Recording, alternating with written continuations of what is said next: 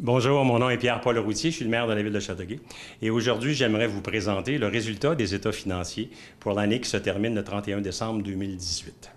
Alors, puisque nous sommes déjà en juillet, nous avons considéré qu'il était important que nous publions immédiatement le résultat financier de la ville et éventuellement, lorsque nous allons recevoir les états financiers de la régie Beauchâteau pour l'exercice qui se termine le 31 décembre 2018, nous allons à ce moment-là les consolider. Mais cette consolidation-là n'affectera en rien la nature des dépenses et des revenus de la ville. Si on regarde, par exemple, ici, nous avions prévu avoir des revenus de 89 millions et nous avons en obtenu 99 millions. Et ensuite, il y avait d'autres revenus qui viennent par après, mais tout ça pour faire en sorte que nous avons fini à 89 503 de prévision et 99 216 comme revenus totaux. Nous avons remboursé de la dette à long terme et plutôt que d'avoir un déficit d'1,6 million tel que nous l'avions prévu, nous avons un surplus de 6,7 millions.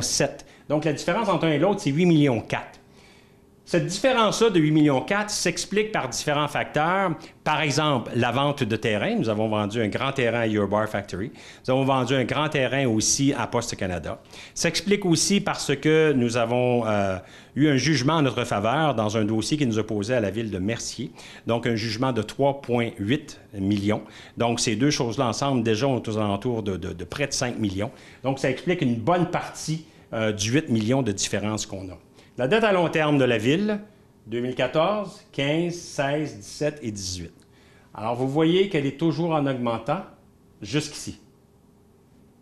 La différence entre ici et avant, c'est qu'il y a eu une élection ici. Et depuis ça, à ce moment-là, il y a un contrôle qui s'effectue sur la dette. Alors, la dette, fin 2017, était de 133 millions, elle est maintenant de 127 millions. Les détails qui vont suivre après ce rapport financier-là, c'est que soit au mois d'août, soit au mois de septembre, la Ville va voter une politique de gestion de sa dette. Politique de gestion de sa dette, ce que ça veut dire, c'est qu'on va arrêter d'augmenter la dette sans avoir un œil sur ses conséquences.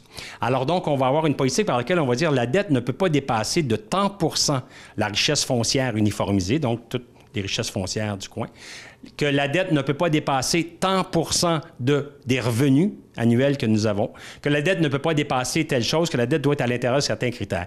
Donc, nous allons voter une politique de gestion et de contrôle de la dette, ce qu'on va faire soit au mois d'août, soit au mois de septembre. Alors, écoutez, c'est un énorme plaisir pour moi de présenter ces chiffres-là parce que c'est le résultat justement d'un contrôle tant par le conseil que aussi par l'administration municipale. Il faut bien comprendre que le conseil de ville ne fait que donner des orientations. Alors, ce sont les gens de l'administration municipale qui gèrent à tous les jours donc ces dépenses-là et qui ont été capables de les contrôler. Tant qu'au conseil municipal, lui, tout ce qu'il peut faire, c'est de dire on veut investir là, on veut investir là. Mais ça, c'est correct. Mais encore faut-il qu'on puisse contrôler nos dépenses. Et je dois vous dire que malgré l'hiver très vigoureux qu'on a obtenu, malgré que cet hiver-là nous a quand même occasionné un surplus d'environ 300 000, on a été capable de contrôler l'ensemble de nos dépenses. Et je remercie énormément tous les employés de la ville qui ont quand même mis la main à la pâte pour faire en sorte qu'on puisse avoir ces résultats-là qui sont excessivement satisfaisants.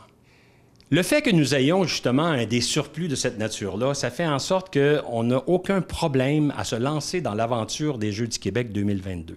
Si nous avons l'occasion d'être la ville retenue pour la candidature des Jeux du Québec de 2022, ne vous en faites pas, nous allons être capables de passer à travers l'impact financier que ça va avoir sans avoir à faire subir les Jeux du Québec par les payeurs de taxes de la ville de Châteauguay.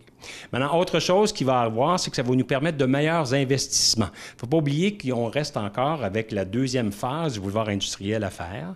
Il y a encore beaucoup d'autres investissements majeurs à faire dans la ville. Alors, espérons qu'on va être capable de faire ces investissements-là en touchant le moins possible aux taxes qui sont payées à chaque année par les citoyens de la ville de Châteauguay. Vous savez, Châteauguay, là, c'est formidable.